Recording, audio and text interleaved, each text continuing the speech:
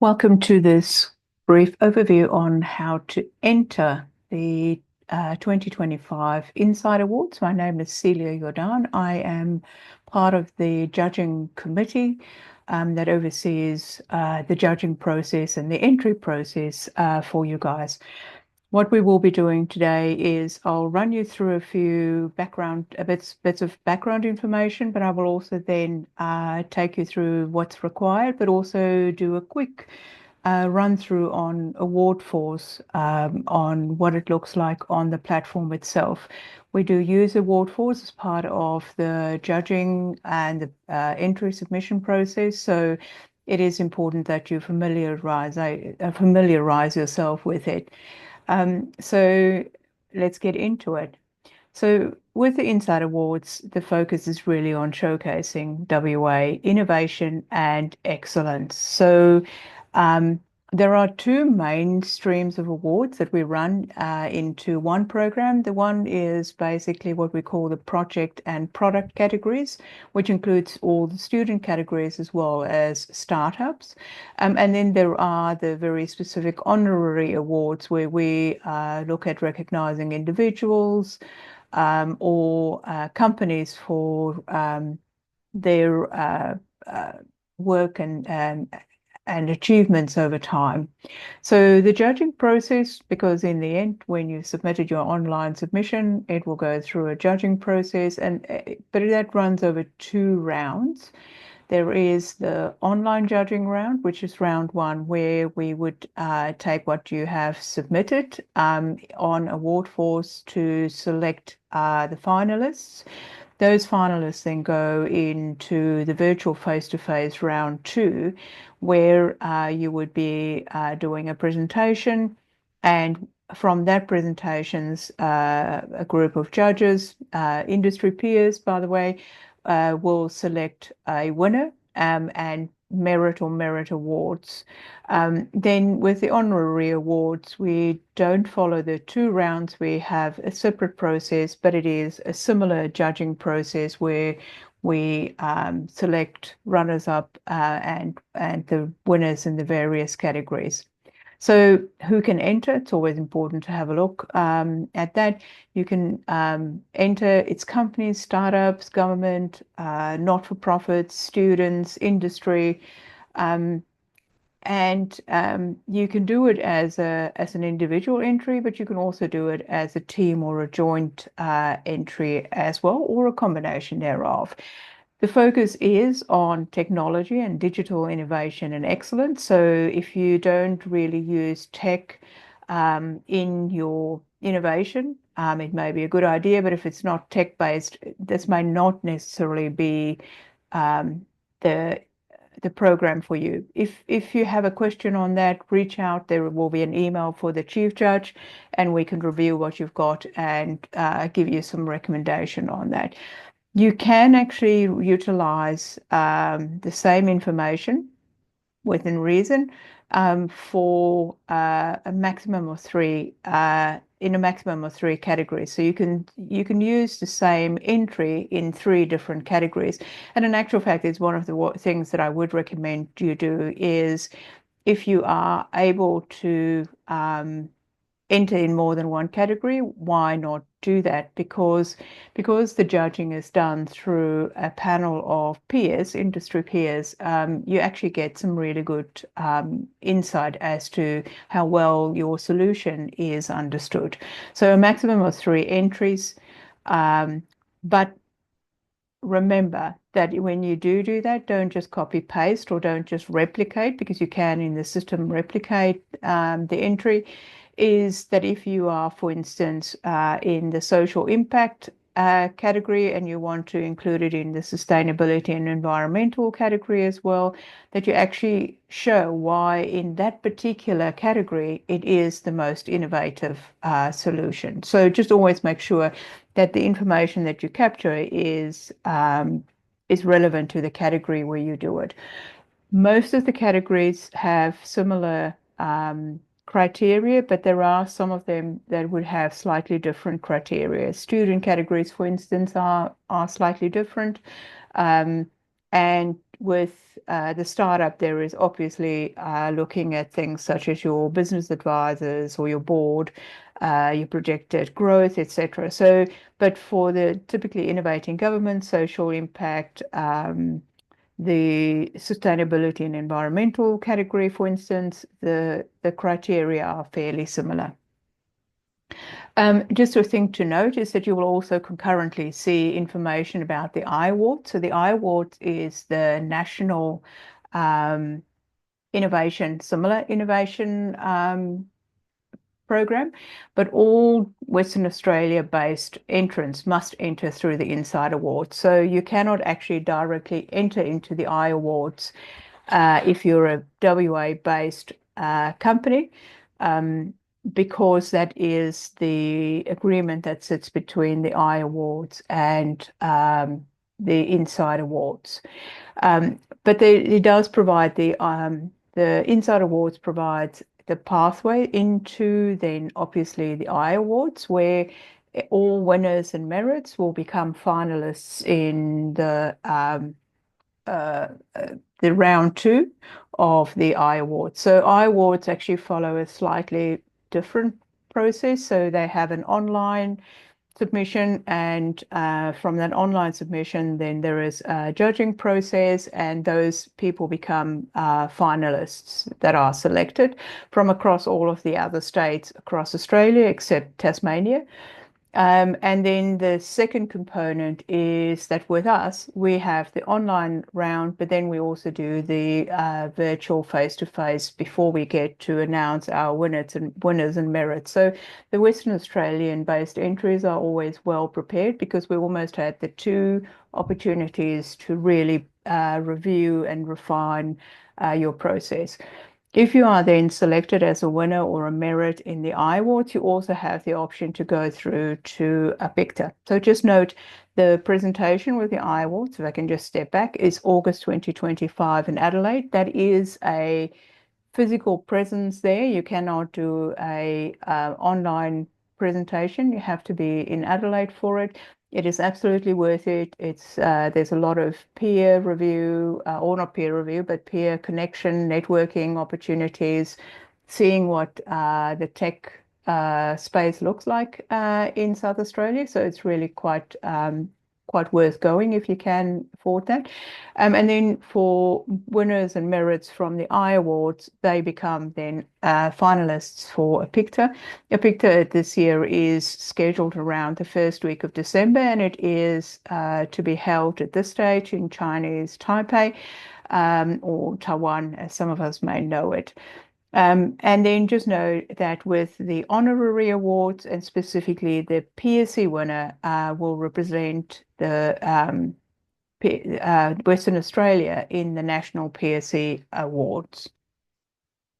So for you, there are some key dates here. The first one to note is that in the product and those initial categories, the closing date is the 8th of April. For the Honorary Awards, it's slightly later. That is Monday, 26 May 2025. Then there is judging of the online submissions in shortly after the closing date. And we announced the finalists should be announced around the week of 19th May. So if you could pencil into your calendar potentially that around the week of 9 June, over about roughly a 2-week period, there will be the virtual face-to-face presentations. Once you become a finalist, more information will be made available, but also pen in Friday, the 18th of July for the date for the awards ceremony. So just roughly a quick overview on the categories. So in the project stream, we have innovating government, sustainability and environment. We've got social impact, startup of the year, research and innovation. So research and innovation, we look at industry separate and postgraduate students separate.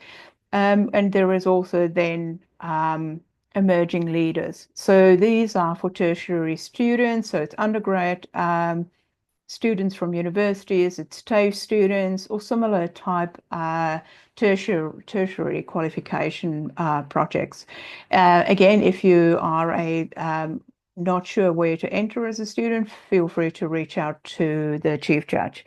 And the winners and the merits from these categories become finalists in the National Awards again. Then with the Honorary Awards, we have the Achiever of the Year, we've got the PSE Western Australian Entrepreneur of the Year, we've got the Dr. Mel Bryce WA Tech Company of the Year, and the Digital Inclusion Connected State Award. These are really recognising the good work that both people and companies have done for the greater good of the digital and technology environment within Western Australia. Again, remember that the winner of the PSE Entrepreneur Award will go through as a finalist into the National PSE Entrepreneur of the Year Award. So how to enter, and I'm going to take you through the different pages, and then I'll actually run you through the awards for, as it, or award force, actually, apologies. So you can see what it looks like in there. But how to enter is you enter through the INCITE Awards platform, which is Award Force. There is more information on each of the categories, as well as a page with the requirements on the website. So make sure that when you actually, before you even start and access it, is go and have a look, but have a look at that you understand the criteria and the requirements, because that is what you would be evaluated against. The judges have the same criteria. It's set up in Award Force so that you are judged against those criteria. So if you don't complete all the requirements and you don't provide all the required information, your entry will not score as well as someone who has actually gone in and completed what's been asked. So if you have any questions or issues accessing Award Force, please send an email to the Chief Judge at inciteawards.org.au. So once you've gone in, and I haven't gone through the space of just clicking on the link, but it will say, you've gone through the login, you've put in your credentials, you will get to a support page or a start here page. Just be mindful that my screen may look slightly different to yours, because also because I'm on the judging committee, I have a slightly different view, but you will get to the same space. So you will see that there's a button that it gives you the base information that we need about some of the previous winners and merits, about the awards information, when buy the tickets, etc. So it's a useful page. Take the time to read through it. It will also on this page show you any entries for you specifically in progress or submitted. Then once you've clicked Start Here, it will actually take you to this Start Entry page, where there is two things that you've got to complete. You've got to select your category. Once you've selected the category, it will actually show you the details, the brief details of that category, and you'll also be required to put in the title of your entry. Again, I would suggest that you create a title that has some meaning behind it, so that and I'll show you some of it as an example maybe, but this is what the drop down looks like. So you can select basically any of those categories. And then once you've selected it, you will see that it will show you the overview of the category. So it will also show you, once you selected your category, and you can play around with that. So if you wanted to see what the different categories are, it will show you if there are different tabs, but the tabs are mainly the same across all of the entries. Where the main difference comes in is if you have selected that you're a team or a joint submission, and with the criteria. So with your entry name, you will, as I've said, is what you would want to look at is sometimes what we see is companies or organizations just put their company name in there, whilst that in itself, unless your company name has a clear description of the innovation that you are presenting, or the solution that you're presenting, then that's okay. But otherwise, it's kind of, it doesn't actually give you that opportunity to demonstrate or showcase your innovation. So the recommendation would be to look at something such as, if you want to bring in your organization name XYZ, helping to reduce ABC for ABD. It's really just that level. It doesn't, please don't make it a, we're not writing a 150 words descriptor. It's a really brief, short description, but it helps to understand when someone starts looking at that entry, what it is all about. Also remember that often the judges are looking at quite a significant number of entries, and thus they won't just remember your company name, but it helps to actually remember, when you look at the scores, to remember what it is all about. So with the startup specifically, please note that if your organization has not been registered on ASIC,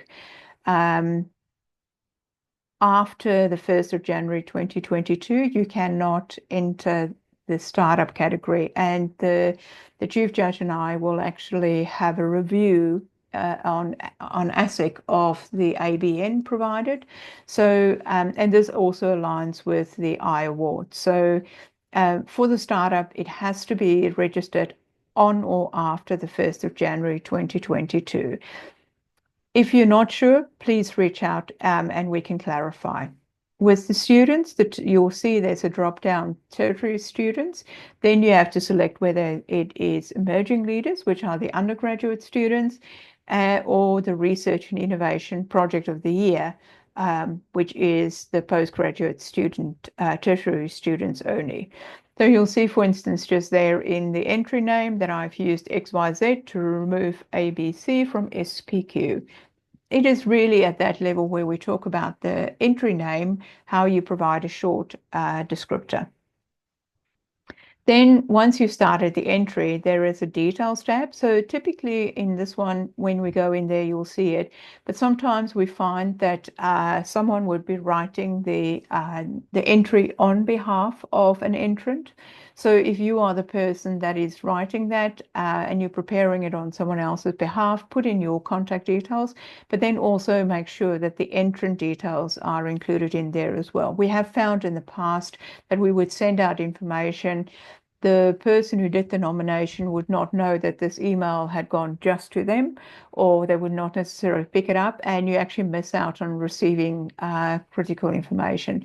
It is also on this page important to make sure that you select if it is a team submission so that it can populate the right information in the team tab, and if it is a joint submission, to do the same there as well. Then once you've started that, just in terms of the details, so from the criteria page, you could then, there's an optional entry on to explain the video. We asked for things such as a 50-word summary, a nominee overview, product overview, and then the criteria information. Just note that that would change across the various categories. So just in terms of with the criteria tab specifically, there are the helpful hints where we put in the information and that you actually complete those as well. There is also so this is the page where we ask for supporting documents. We do ask for a logo because we do social media promotions. We provide information out once we select, judged and completed the first judging and select the finalist. If you become a winner, merit. So please make sure that you provided the logo as we've asked. So ask for a high resolution or a low resolution. It's not mandatory, but it is useful for us to have that. And in terms of then, if you've made in your criteria tab any claims, or you've, for instance, referred to a case study, You can also attach additional documentation here. It is limited to a maximum of 7 attachments. Make sure that it is relevant to what we're asking.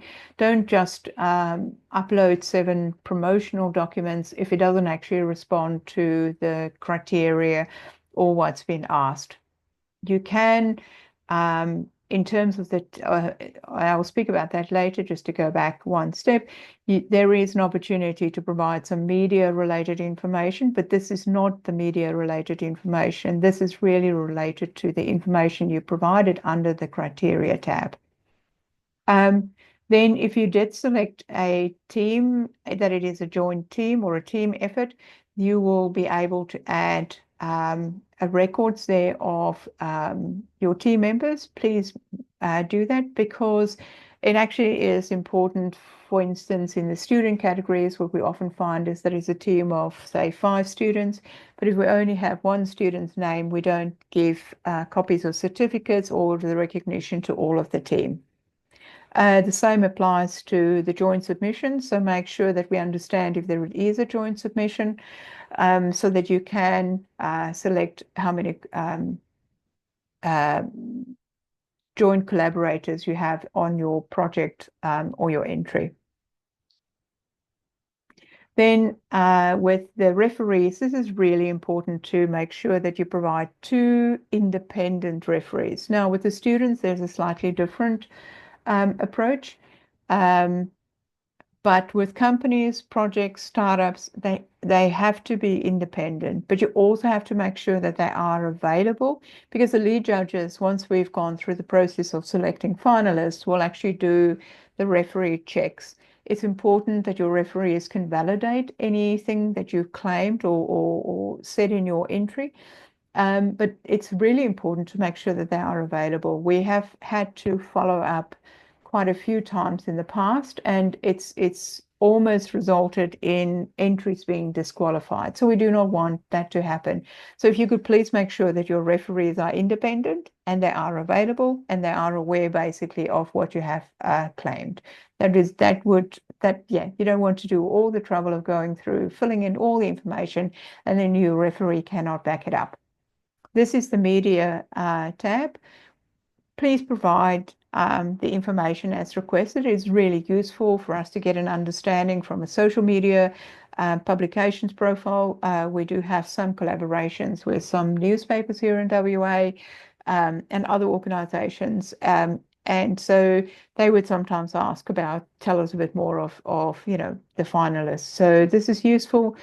It is an opportunity to showcase, but please note that the information included in this page does not count towards the judging. It's not evaluated. It's not necessarily used by the judges to score your entry. Then once you complete it, and even going through the process, you can basically at any time save and close and come back to an entry. You can preview an entry and then you can submit. Just make sure that if an entry is incomplete, so if there's any mandatory information that's not been completed, it will not actually, you won't be allowed to submit. It's got the gates in place to make sure that we get complete entries. Typically go back, it will give you some indicator as to what's missing. Go back in terms of that, and then just double check. You can submit an entry, and then once you've got your entries, you can also replicate an entry into a different category. Once you've submitted an entry or in the process and you want to duplicate it and you have any issues, reach out to us. So these are just some 5 simple tips. We will also be doing a presentation on some more detailed tips on how to submit a really good entry. But it is important to actually just remember the basics. So make sure that the title of your entry count. It is important so that people can understand what it is from the get-go. Address the criteria. As simple as that is, that is often where the biggest downfall would be for entrants, is the helpful hints are there to help you. The information is available on the website. So make sure that you provide a detailed, complete and really good entry. It is your opportunity to also demonstrate then how you stand out from the crowd. A lot of times we get so deep into the trenches that we don't actually step back and say, okay, this is what I do. We focus on the what we do, but we don't actually say why it is actually so innovative. So really think about that. Provide some clear proof and backup to any claims that you make. So things such as testimonies or testimonials, case studies, examples, percentages. Talk about the why. Why did you come to do this? How did this come about? Again, it is one of the ones where there's a lot of detail that goes in, and often with the online submissions, it is quite hard because it's kind of a very one-sided process. You have to put these words in. Whilst when we speak, we can probably speak from the heart. We can present. We can use pictures. So understand that, but it is the first step of the process. Again, just with the winners and the merits, that information goes through to the I-Awards, and that gets uploaded into Award Force because they also use Award Force. So just make sure that even with the claims, with any of the information, that it is clear, accurate, and articulate so that it is good. And then one of the tips that I would always say is ask someone else just to review your entry and to give feedback.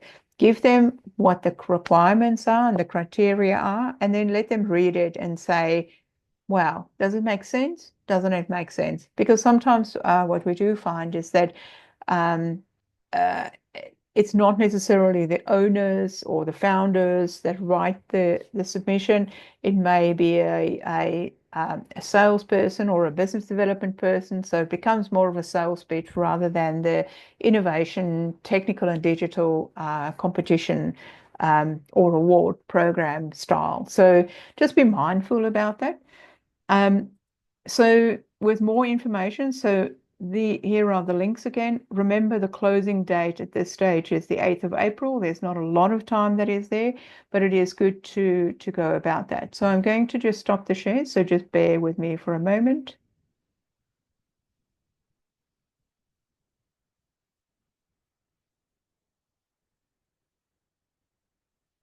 Apologies. Let me just get out of this.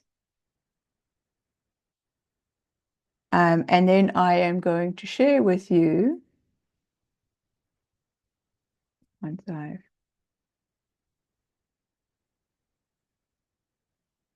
I'm going to show you just give me 1 second. Thank you for your patience. Okay, so if I